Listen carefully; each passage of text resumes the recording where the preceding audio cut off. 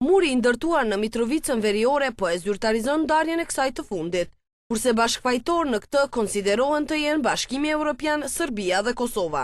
Analistët fajin ja lënë negociatave në Bruksel, në të cilat thonë se Kosova u tregua e pafuqishme.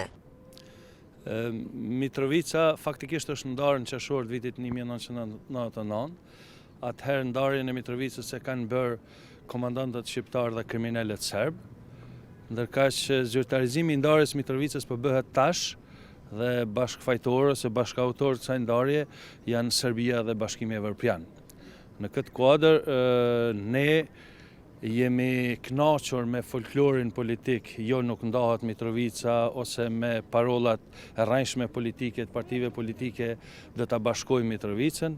Në fakt, Mitrovica ka qenë, është dhe fatkeqësisht do të jetë e ndarë.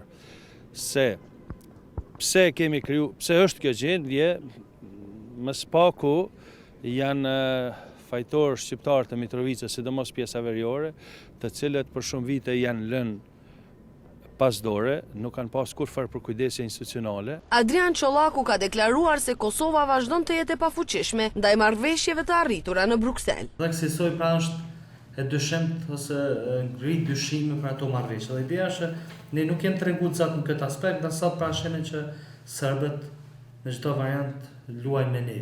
Pra pam kryeministrin, i cili u detyrua dhe thotë në rrugë dytësore, ose si quhen ato rrugë të kontrabandimit madrave që donë të kaloj kryeministri i shtetit. Pra dhe thotë nuk arrit që ta shtrija autoritetin e tërë vendit dhe pak ditë pas kësaj ndodhie na ndërtoi një mur. Pra me një farforme shene që duan edhe fizikisht, do thotë përmes këtij muri ta ndajnë faktikisht këtë qytet. Reagime pas ndërtimit të një muri prej betoni mbi urën e lumit Ibër ka patur edhe zëvendësja e BE-s, Maja Kociančić, duke thënë se janë duke shqyrtuar raportet lidhur me këtë mur. Në anën tjetër, Ministrja për Dialog Edita Tahiri ka thënë se ky mur është në kundërshtim me marrëveshjen për hapjen e urës dhe se muri duhet të largohet. Mirë po kryetari i Mitrovicës Veriore, Goran Rakić, ka thënë se muri nuk do të largohet dhe se për ndërtimin e tij janë në dieni Bashkimi Evropian dhe Prishtina zyrtare. Në marrëveshjen për revitalizimin e urës mbi lumin Ibër nuk parashihet ndërtimi një muri të tillë, çfarë është duke u ndërtuar nga autoritetet lokale.